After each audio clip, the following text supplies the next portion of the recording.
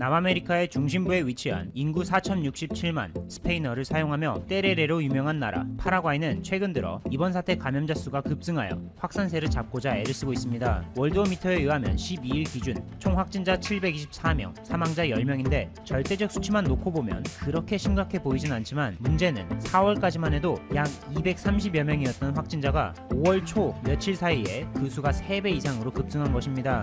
이와 관련해 BBC의 보도에 따르면 최근 파라과이에서 감염자의 급증은 이웃 나라인 브라질로부터의 유입이 가장 큰 원인으로 분석됩니다. 브라질은 한 발 늦게 감염이 확산돼 현재는 미국, 스페인, 러시아, 영국, 이탈리아, 프랑스, 독일에 이어 세계에서 8번째로 확진자가 많은 나라죠.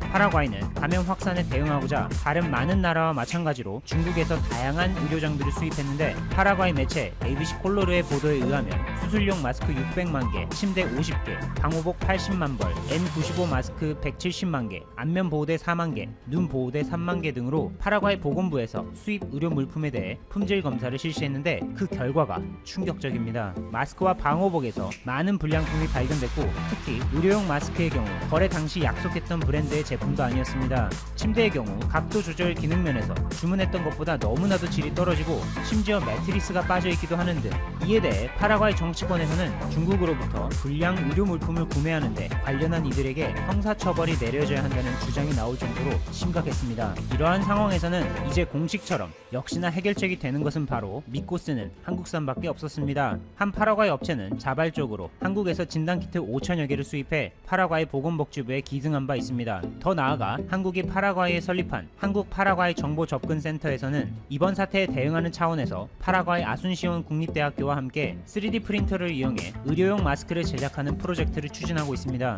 현재까지 1,200여 개의 의료용 마스크를 제작해 파라과이 병원 측에 기증했고 앞으로도 매월 5천여 개의 마스크를 생산해 꾸준히 제공할 계획입니다. 이에 파라과이 측은 이번 프로젝트가 파라과이의 이번 사태 극복에 큰 도움이 된다. 이는 모두 대한민국 정부가 정보접근센터를 설립하고 3D 프린터와 같은 ICT 기자재를 지원해준 덕분에 가능했다며 진심으로 감사를 표했습니다. 이러한 파라과이에서 한국의 도움은 농업 분야에서도 찾아볼 수 있습니다. 해외 농업 기술 개발 사업 파라과이 센터는 어떤 작물을 어떤 식으로 키워야 할지 현지 농업 현황을 조사하여 분석한 결과 그 해답으로 떠오른 한 품종에 주목했는데 바로 한국의 참깨였습니다. 그리하여 지난 2009년부터 파라과이 농업연구청과 함께 우수한 적응력을 보이며 병충해에 강한 참깨 계통을 선발해 지난 2016년부터 시범마을을 통해 본격적으로 이 참깨를 재배하는 데 노력을 기울였습니다. 뿐만 아니라 값비싼 화학 비료를 대체하는 기술과 현지 농민들을 쉽게 익힐 수 있도록 참깨 재배법 매뉴얼도 함께 개발했고 그 결과 헥타르당 농가 평균 생산성은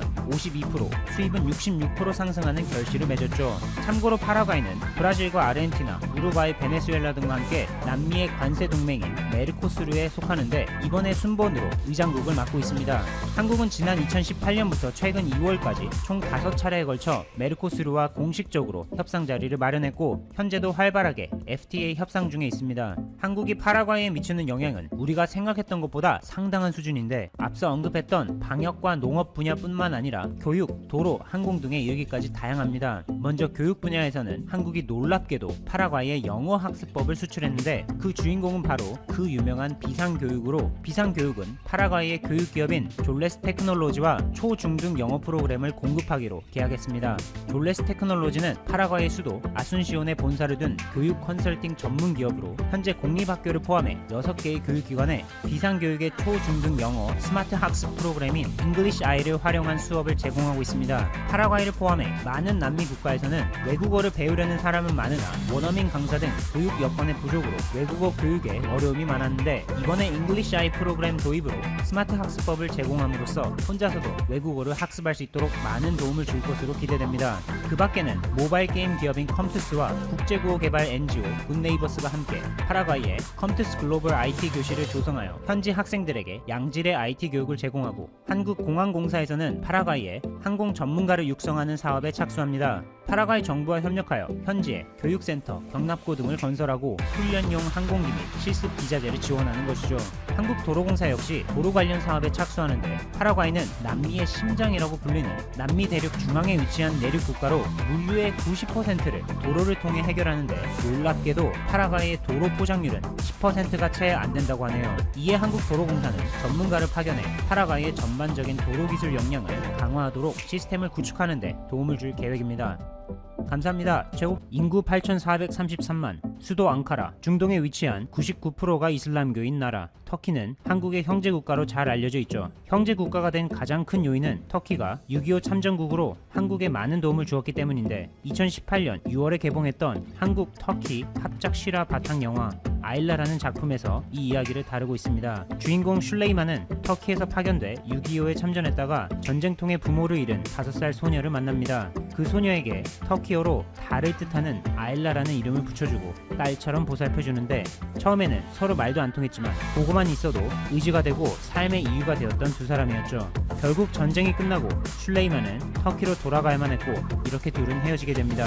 영화의 끝부분에는 여러 사람들의 노력으로 실제로 이 두 사람이 60여 년 만에 다시 만나는 장면을 보여주며 많은 이들의 눈시울을 붉어지게 했던 영화죠. 그 이후 터키가 한국과 형제국가로 다시 한번 눈도장을 찍은 계기는 바로 2002년 월드컵 때인데 대한민국이 폴란드, 포르투갈, 이탈리아, 스페인 등 유럽 축구 강국들을 차례차례 물리친 기적을 보여준 월드컵이었죠. 당시 한국과 터키는 서로 준결승전에서 독일과 브라질에 각각 패하여 3, 4위전에서 만나 서로를 격려하고 응원해주는 아름다운 승부로 마지막을 장식했습니다.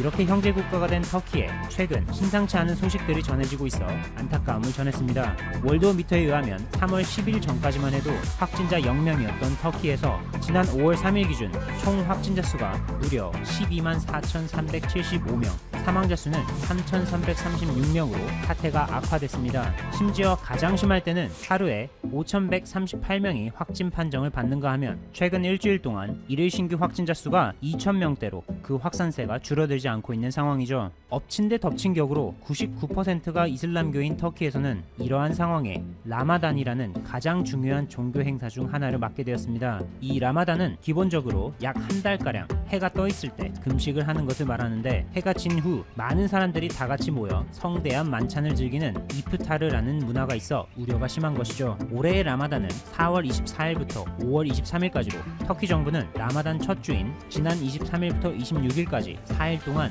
이스탄불과 앙카라를 비롯해 주요 31개 주에 통행 금지령을 선포했습니다. 3월 10일 첫 확진자가 발생한 후 약 7주간 터키에서는 도대체 무슨 일이 있었길래 총 확진자 수로 미국, 스페인, 이탈리아, 영국, 프랑스, 독일, 러시아에 이어 세계 8위까지 올라가 버린 것일까요? 이번 사태 대응에 있어서 가장 중요한 것이 바로 빠르게 감염자를 찾아내 격리 치료하여 더 이상 감염이 확산되지 않도록 하는 것인데 이탈리아, 이란 등과 같은 확산세가 극심한 나라들과 거리상 가까운 터키는 초기에 진단검사 확대에 예상보다 훨씬 더 많은 힘을 쏟아부어야 했으나 그렇지 못했습니다. 특히 터키는 검사에 사용하는 진단키트를 중국으로부터 그것도 대량으로 수입해 사용했는데 제대로 뒤통수를 맞은 것이죠. 그 정확도가 겨우 30%에 불과해 진단키트 불량 문제로 제대로 된 검사는커녕 오히려 검사를 하면 할수록 혼란만 커졌습니다. 여기서 터키는 진단검사 확대를 위해 빠르고 정확하게 검사할 수 있는 이른바 명품 진단키트를 찾아 결국 한국에게 도움을 요청하게 됩니다. 터키 관영 아나돌루 통신은 한국이 이번 사태의 확산 속에서 최소 106개국에 진단키트를 조달하는 등 진단키트의 세계 최대 수출국으로 부상했다고 보도하며 중국산과는 비교 불가인 한국산 진단키트의 필요성을 강조한 바 있습니다. 뿐만 아니라 지난 30일 해외 자매 도시인 터키 이스탄불 시실리구에서는 한국 서울 서초구의 이번 사태 대응 노하우를 배우고자 요청합니다. 이는 프랑스 파리의 요청에 이어 두 번째로 조은희 서울 서초구청장은 무하메르 캐스킨 이스탄불 시실리구청장과 화상통화를 통해 해외 입국자 전원검사, 확진자 동선 공개, 다중이용시설 휴업지원금 등의 이번 사태 대응에 있어 전반적인 행정 전략을 공유했습니다. 형제국가인 터키에 대한 한국의 도움은 여기서 끝이 아니죠.